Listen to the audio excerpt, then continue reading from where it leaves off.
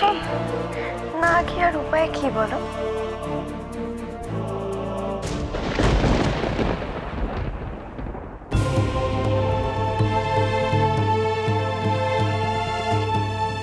এসো, এসব কি বৌরানি?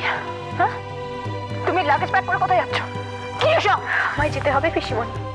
যেতে হবে মানে? কোথাও যাবে না তুমি। সাত্তকী কোথায়? সাত্তকী! ওকে বলে এসেছি আমি। বলে এসেছো মানে? ও তোমায় কিছু বলেনি? কি করে? ওরই তো সবার আগে তোমাকে আটকানোর কথা। ও নিশ্চয়ই মুখ ঘুরিয়ে নিয়েছে না অভিমানে, নিশ্চয়ই চুপটি করে বসে আছে। ননি, ওকে ডাকো তো, এক্ষুনি ডাকো, আমরা সবাই ওর সাথে কথা বলবো। তুমি কোথাও যাবে না, কোথাও না। আমরা এতক্ষণ সবাই চুপ করে আছি, আমরা তোমাকে যেতে দেব না বৌরানী। আমাকে কেন যেতে হবে আমি ওকে বুঝিয়ে বলেছি জেঠুমণি। আজ না বুঝলেও আশা করি ও পরে নিশ্চয়ই বুঝবে। আর তোমরাও। এই বৌরানী, এদিকে শোনো। কি পাগলের মতো বলছো? হুট করে কারা এসে কি বললো, তাদের কোনো কথার ভ্যালুই নেই আমাদের কাছে। তুমি এসব কথা একদম পাত্তা দেবে না, জাস্ট পাত্তা দেবে না। পাত্তা দেবে না বলি, পাত্তা না দিয়ে কোনো উপায় নেই বলেই না ব্যাগটা গুছিয়ে নিয়ে নেমেছে। হ্যাঁ মা, খুব ভালো করেছো মা। তল্পি তল্পা গুটিয়ে নিয়ে তাহলে চলো এবার আমরা এগিয়ে পড়ি, চলো। তো আনন্দবাবু, আপনি তো একজন শুভবুদ্ধি সম্পন্ন মানুষ, কিছু একটা করুন না, কিছু একটা করে আটকান না ওকে। আমি তো চেষ্টার কোনো ত্রুটি রাখিনি ব্যয় মশাই, কিন্তু দেখুন আমি জোর দিয়ে বলতে পারি কনক এবারের থেকে যাবে না, এখনো আমি সেটা বলতে পারি, কিন্তু কিন্তু ও তো নিজে নিজেই।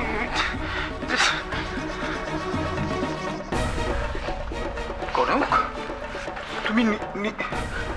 তুমি কি কনক? হ্যাঁ, আমি জানি যে এবাড়ির মান সম্মান রক্ষার জন্য ঝামেলা এড়াতে তুমি এবাড়ি থেকে চলে যেতে চাইছো, কিন্তু কেন? কেন কনক, কি হয়েছে? আমাদের বলো প্লিজ, বলো কনক, বলো। বৌরানী, আমি যেটা বলছি সেটা বোঝার চেষ্টা করো প্লিজ। তুমি যদি এ বাড়ি থেকে চলে যাও তাহলে মান সম্মান এমনিও যাবে, আর শুধু আমাদের এ বাড়ির নয়, তোমাদের ও বাড়িরও মান সম্মান যাবে। কিন্তু দাঁড়া, কি বলছিস? এই বৌরানী শোনো, কি বলছিসটা কি? হ্যাঁ, মান সম্মান কি এতটা ঠুনকো নাকি রে? এতটা ঠুনকো যে মেয়েটা নিজেকে শেষ করে এই বাড়ির প্রত্যেকটা লোকের জন্য সবসময় ভালো করেছে, আর সবকিছু মুছে যাবে, সব সম্পর্ক শেষ হয়ে যাবে। ও আপনারা একটা জিনিস নিয়ে না বড্ড বেশি কচলাকচলি করে। এই বাইরে তো দেখি কথা কম কাজ বেশি। বলে আপনারা তো কনকের ইচ্ছের কথা বলছিলেন, তো তো নিজের ইচ্ছেতেই যাচ্ছে আমাদের সঙ্গে। এখন এত কথা কেন উঠছে? আমি তো প্লিজ আপনি একটু চুপ করবেন। হ্যাঁ, আমি তো কথা বলতে বাধ্য হচ্ছি মা। হ্যাঁ, বলি দেবুটাই বা গেল কোথায় বলো তো? হয়ে গেলে তো আমরা তাড়াতাড়ি বেরিয়ে যেতে পারি, দেরি হয়ে যাচ্ছে। দেবু, আরে ও দেবু। এই বৌরানী, তুমি এদিকে এসো। তুমি কোথাও যাবে না, কোথাও না। রাখো তো এসব, রাখো এগুলো, রাখো। আর শোন, আমি আপনাকে বলছি, আমাদের বৌরানীকে এখান থেকে ব্ল্যাকমেল করে ভয় দেখিয়ে যদি আপনি নিয়ে যাওয়ার কথা ভাবেন, আপনি তো জানেন না আমার হাজবেন্ড পুলিশ অফিসার। হ্যাঁ, আপনাদের মা ছেলে কেন দুজন? আমার ছেলে তো বলেইছে কনককে নিয়ে যাওয়ার জন্য কোর্ট কাচারি পুলিশ সবকিছু সে করবে, সুতরাং এসব ভয় দেখিয়ে তো আমার লাভ নেই। কোনো ভয়টা আমি আপনাকে দেখাচ্ছি না। আমি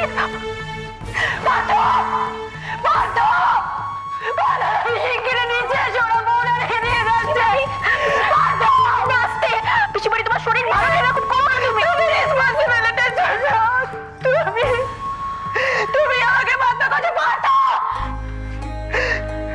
বৌরানী কি করছো তুমি? কি ছেলে মানুষই করছো? করো না। আরে বৌরানী, তুমি আমাদের ছেড়ে থাকতে পারবে না। তুমি এটা দেখো, আপনার বড় না আমি কথা দেবো না। আমি যেতে যাবো না বৌরানী। পিসিমণি, রাধাকৃষ্ণ যদি চান আমি ঠিক ফিরে আসবো ফিরে আমি।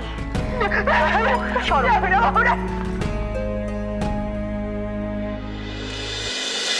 এই যে তুমি আমাদের চাওয়াটাকে মূল্য দিলে, মনে করো এটা ঈশ্বরের ইচ্ছে, ঠাকুরের ইচ্ছে, তোমার রাধা কৃষ্ণের ইচ্ছে। আর তাছাড়া তোমাকে না জোর করে এখান থেকে নিয়ে যেতে আমার খুব কষ্ট হতো গো মা, বিশ্বাস করো খুব কষ্ট হতো।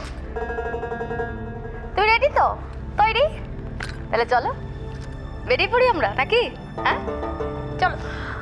শিখা, ও শিখা, বলি দেখো না গো দেবু কোথায়, শুধু শুধু দেরি করে কি লাভ বলো তো, বেলা বয়ে যাচ্ছে ক্রমশ, একটু দেখো। কনক, তুই যেটা করছিস সেটা ভেবে করছিস তো? দেখ, এই ভুলটা কিন্তু জীবনে আর কোনো দিন তুই শুধরাতে পারবি না মা, কোনো দিন না। আপনাদের জন্য ভুলটা করেছিল, ধরে নিন শুধরে নিচ্ছে। চলো মা, আর দেরি করে লাভ নেই, অনেক বেলা হলো, গড়িয়ে যাচ্ছে বেলা। চল চলো এবার আমরা যাই, তাড়াতাড়ি চলো। ছোট জানে তুমি যাচ্ছ, বলেছ ওকে, অনুমতি নিয়েছ ওর? কনক, তুমি এখান থেকে কোথাও যাবে না। তুমি কিন্তু নিজের মর্জির মালিক এখনো হওনি, তুমি যাবে না কোথাও। কি হলো তোমাকে, বলছো তুমি একটা কথা? তুমি যাবে না মৌরানি, কোথাও যাবে না। তুমি যেও না মহারানী, তুমি যেও না, তুমি যেও না। আমি তোমায় অনেক অনেক ট্রফি দেবো, টলির বেবির রাইস সেরেমনি করবো, কেমন?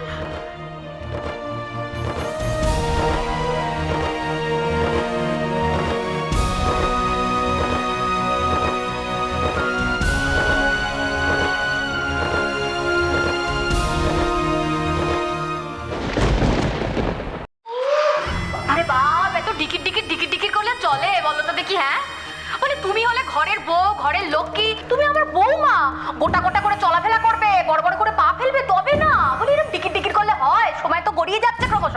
দেখি শরত বাপু, অনেক হয়েছে তোমাদের, ছাড় ছাড় তো দেখি, ছাড়। চলো চলো মা, চলো আমরা এগোই। চলো আস্তে আস্তে চলো বাবা, অনেকক্ষণ ধরে অনেক হয়েছে, সময় নেই, তাড়াতাড়ি এসো এবার, চলো এসো।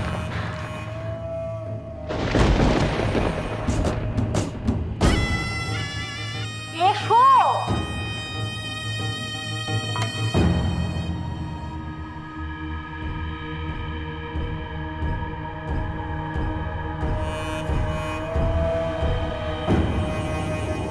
ঝিলমিল, একটু দেখ না বাবা, একটু দেরি হয়ে যাচ্ছে ক্রমশ, তাড়াতাড়ি নিয়ে আয়। দাঁড়াও কনক, ব্যাগটা রাখ, রাখ। দেবুদা না হয় নিয়ে যাবে। দেখি কনক, জানিস তো মেয়েরা না বাপের বাড়ি থেকে শ্বশুর বাড়ি যায়, আর তুই তো দেখছি এক শ্বশুর বাড়ি থেকে আরেক শ্বশুর বাড়িতে যাচ্ছিস। হেব্বি লাগছে না রে? কি রে, কেমন ফিল করছিস বলছিস না তো? জানিস কনক, এরকম কিছুই হতো না যদি তুই সময় থাকতে শুধরে যেতিস, কিন্তু না, তোকে তো সবকিছুতে নাক গলাতে হবে, আমাকে খারাপ করে নিজেকে হিরোইন হতে হবে না। এবার কেমন লাগছে কনক, ঠেলাটা বুঝতে পারছিস তো? আরেকটা কথা কি বলতো কনক, এই বাড়িতে ফেরাটা না তোর কাছে শুধুমাত্র এখন একটা স্বপ্ন। And you know what Kanak, এই চৌধুরী ম্যানশনের রাজত্ব করব শুধু আমি, আমি ঝিলমিল।